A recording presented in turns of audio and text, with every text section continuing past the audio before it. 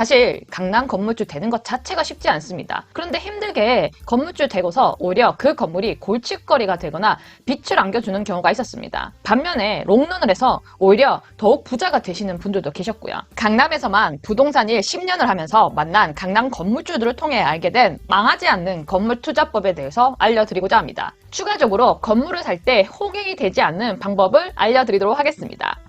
자, 망하지 않고 쭉 성공한 건물주들의 특징 첫 번째, 돈이 남아더라도 대출은 50% 이하로 하였습니다. 저는 수많은 사건 사고를 보았습니다. 그 수많은 사건 사고는 죄송하지만 여러분에게 언젠가 일어납니다. 예를 들어 볼게요. 대표적으로 고금리입니다. 고금리 시대에 오지 않는다고 정말 대부분의 전문가가 얘기했지만 결국 왔죠. 50% 이상 받은 사람은 임대 수익으로 대출 이자를 못 갚게 되었습니다. 자기가 벌어서 채워 넣는 상황이 되었습니다. 그런데 그때 내 돈벌이마저 힘들어질 수도 있습니다. 진짜 이런 경우 생각보다 많이 생깁니다. 특히 이런 경우가 많았습니다. 제가 본 자수성가 대표님들 중에는 사업이 잘 될 때는 부동산에 투자를 하기보다 다시 본인 사업에 투자를 많이 하시더라고요. 내가 사업을 성공시켰고 이 자본을 투자하면 돈을 더 벌 수 있는데 고작 2에서 3% 수익률밖에 안 나오는 건물 사서 뭐 하냐고. 저는 코로나가 이런 사업에 확신이 찬 분들에게 외람되게도 많은 경각심을 줬다라고 생각합니다. 즉 요약하자면 고금리가 왔는데 보통 사업까지 안 되는 경우가 생겨 엎친 데 덮친 격이 되는 상황이 너무 많다는 겁니다. 그럴 경우 아무리 강남 건물이라고 하지만 50% 이상 대출받은 건물은 건물주에게 고통을 더해주는 부동산일 뿐입니다. 그런데 대출을 50% 이하로 한 건물주들은 사업이 안 될 때 오히려 건물이 버팀목이 돼 주었습니다. 즉 사업이 아무리 잘 돼도 사업에 투자를 하고 싶어도 건물을 사려고 마음을 먹으셨다면 대출은 꼭 50% 이하로 받으셔야 합니다.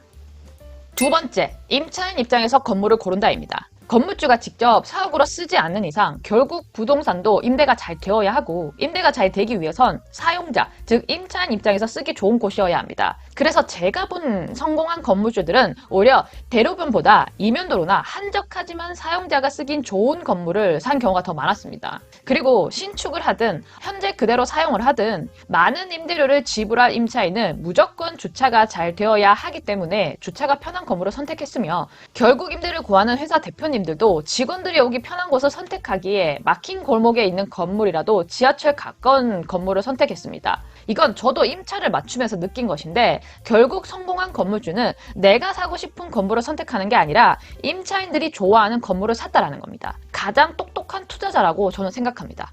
세 번째, 매수하기 전 최소 1년 이상은 공부하신 분. 사실 이런 분들은 중개사보다 더 잘 아는 경우가 대부분이었습니다. 이미 시세 파악이 다 되어서 가격, 주소, 용적률, 용도지역 이 정도만 말씀드려도 가격 괜찮네 라고 말씀을 해주십니다.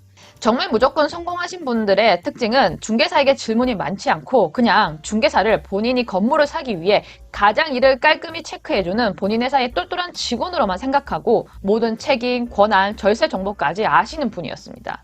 결국 투자는 본인 책임이라는 것을 확실히 인지하고 계시는 분들이었습니다. 네 번째, 중개소의 외적인 스펙이나 중개사의 스토리를 다 믿지 않는다입니다. 큰 건물을 사기 위해서 많은 경험이 있고 큰 중개법인을 찾는 게 기본이지만 이미 공부가 되신 분들은 세금이나 법적인 지식이 있으시기 때문에 1층 복덕방 분위기 부동산도 찾아가십니다.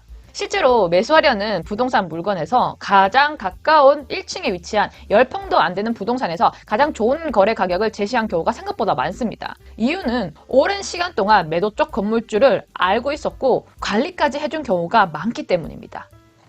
다섯 번째, 강남을 사라입니다. 강남을 전제로 얘기를 했지만 가장 중요해서 다시 한번 강조드립니다. 계집을 사더라도 강남을 사라란 말이 있듯이 지금 시기에도 강남은 거래되고 있습니다. 강남을 사야 하는 건 돈이 되기보다 거래가 많기 때문에 황금성이 용이하고 거래가 많기 때문에 최적의 타이밍에 팔지 못하는 나의 개인적인 사정이 생겼을 때 너무 저평가된 상태로 팔게 되는 경우를 피하기 위함입니다.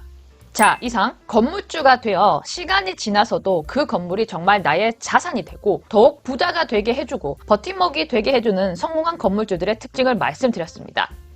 추가적으로 중요한 팁 알려드리겠습니다. 건물 매수하기 위해 호갱이 되지 않는 방법. 먼저 공부를 하기 위해 손품을 팔아야 하죠.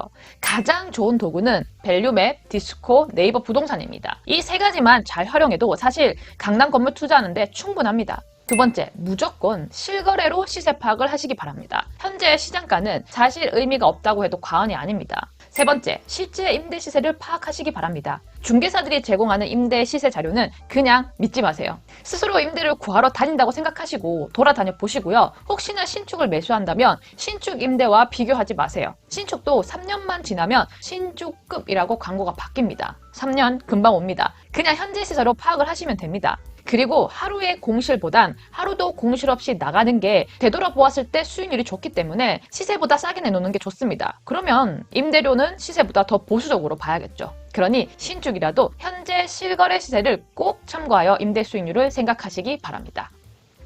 구독하면 돈과 열애하게 됩니다.